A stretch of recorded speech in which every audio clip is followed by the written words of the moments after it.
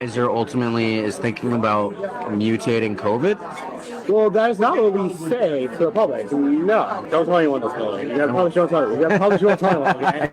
Yeah. We're exploring, like, now, you know how the virus keeps mutating? Yeah. Well, one of the things we're exploring is, like, why don't we just mutate it ourselves so we can create undeveloped develop new vaccines, right? So we have to do that. If we're going to do that, though, there's a risk of, like, as you could imagine, no one wants to be having a pharma company mutating viruses. Be, like, very controlled to make sure that this virus that you mutate doesn't create something that, like, it goes everywhere. Something crazy. It's the way that the virus started and moving on. To be honest, like, it makes no sense if this virus popped out of nowhere. Like, Yeah, I know. Meet Jordan Tristan Walker, a director of research and development strategic operations and mRNA scientific planning at Pfizer. It sounds like gain of function to me. I don't know. It's a little bit different. I think it's different. It's like this. It's definitely not gain of function. It Sounds like it is. I mean, it's okay. no. So directed evolution is very different. Well, you're not supposed to do gain of function research with the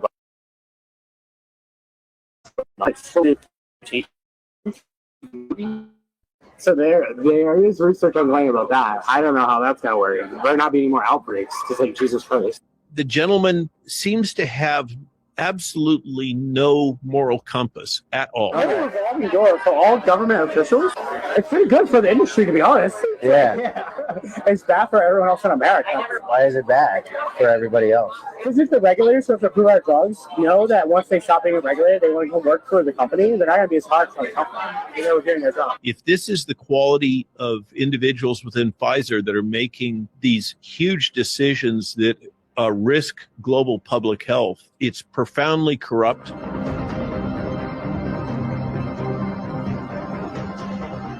What is Pfizer doing, I guess, to optimize, the vaccines now? Oh, we actually have a meeting about that today, so there's a lot. Really? We're doing, I don't know if I should say this.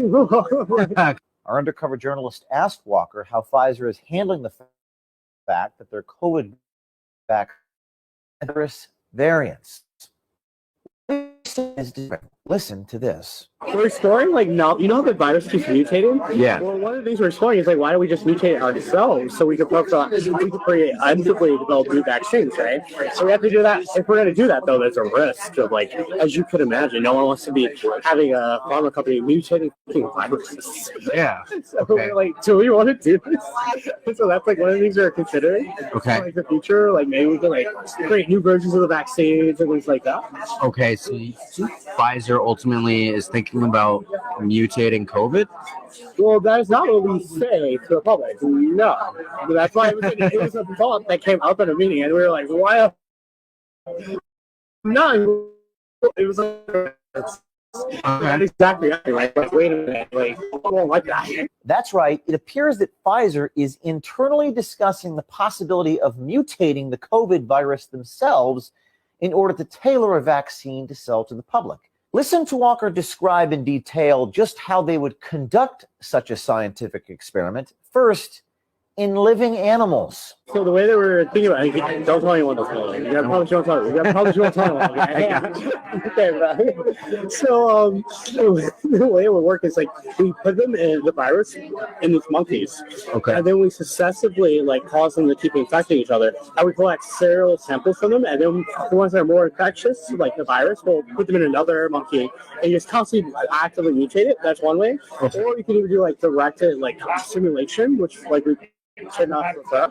And they just sample what the different proteins. So mutation, you can have mutate the way you want. Okay. But you have to be, like, very controlled to make sure that this virus that you mutate doesn't create something that, like, it goes everywhere. Something crazy. It's the way that the virus started and moving on. To be honest, like, it makes no sense if this virus popped out of nowhere. Like, Yeah, I know.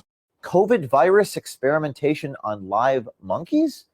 This is unethical, to say the least, and Walker describes those experiments as if they are ongoing and not simply a hypothetical discussion. So, I mean, when is Pfizer going to implement the mutation of all these viruses? I don't know. Depends on how the experiments work out. Because this is just, like, something that's dying, right? It sounds like gain of function to me. I don't know. It's a little bit different. I think it's different. It's like this. It's definitely not gain of function. Sounds like it is. I mean, it's okay. No, directed evolution is very different. Direct evolution. Directed evolution. Directed evolution. Okay. Well, Maybe we're not supposed to do gain function research of the viruses, like yeah. they recommend not. But you do like these like selected directional mutations to try to see if you can make more potent. Yeah. So there is research ongoing about that. I don't know how that's gonna work. There not being more outbreaks because like Jesus Christ. So, tell me more. Like, what's developing with the whole, virus mutation process? Well, they're still kind of conducting the experiments on it, but it seems like from what I've heard, they're kind of optimizing it, but it's growing slow. They were very cautious, Right. Obviously, don't want to kind of accelerate it too much. Yeah. But I think they also just try to do it as an exploratory thing because you obviously don't want to advertise that you're trying to figure out future mutations. Right. So, did the whole virus mutation thing come from your executive, Sarah? No, that came from we have chief scientific officers in the other divisions. In a subsequent meeting, our undercover journalist asked if this type of gain-of-function research is already being studied at Pfizer. But no, as long as it's called directed evolution, Pfizer's in the clear. What for Pfizer doing that? What they will do is to try to figure out, to some extent, there's all these new strains of variants that just pop up. Why don't we try to catch them before they pop up in nature, and we can develop a vaccine prophylactic for new variants. Yeah. So that's why they're thinking if you do it controlled in the lab, then you say, this is a new epitope. And so then if it comes out later on, in the public, you already have a vaccine kind of working on it. Oh my God, that's perfect. Mm-hmm. Isn't that the best business model though? Just control nature before nature even happens itself, right? Yeah. If it works. What do you mean if it works? Because some of the times there were just mutations that pop up, right? And we're not prepared for it, with Delta or Omicron, right, and things like that. So who knows? I mean, either way, it's gonna be a cash cow. COVID will probably be a cash cow. The whole research of the virus mutating it would be the ultimate cash cow. Yeah, it'd be perfect. Now, you would think that creating viruses to sell the vaccine would be illegal. But no, the pharmaceutical industry, as Walker puts it, is, quote, a revolving door for all government officials, unquote. A revolving door for all government officials? Wow. Yeah, for any industry, though. So, in the pharma industry, all the government officials who, review our drugs, they come work for pharma companies. The military, all the, Army and Defense, government officials eventually go work for the defense companies afterwards. How do you feel about that revolving door? It's pretty good for the industry, to be honest. Yeah. It's bad for everyone else in America. Why is it bad for everybody else? Because if the regulators who have to approve our drugs know that once they stop being regulated, they want to go work for the company, they're not going to be as hard for the company. They're doing their job. Right. We talked to Dr. Robert Malone, physician, scientist, and author, to get his take on Walker. You're gaining function. You're creating a new function in virus 1 by adding elements from virus 2, infecting one monkey and then another monkey.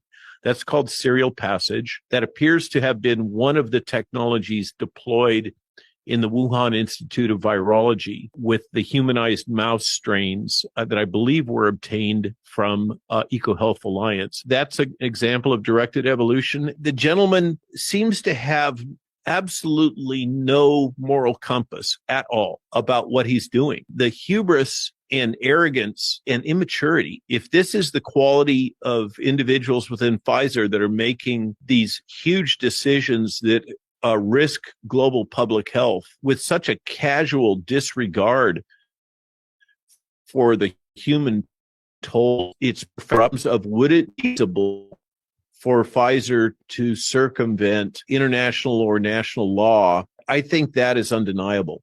And the gentleman in your investigative work has clearly indicated that Pfizer believes that it has successfully captured the regulatory apparatus of the United States government and presumably worldwide. Pfizer has completed regulatory capture, is quite proud of it.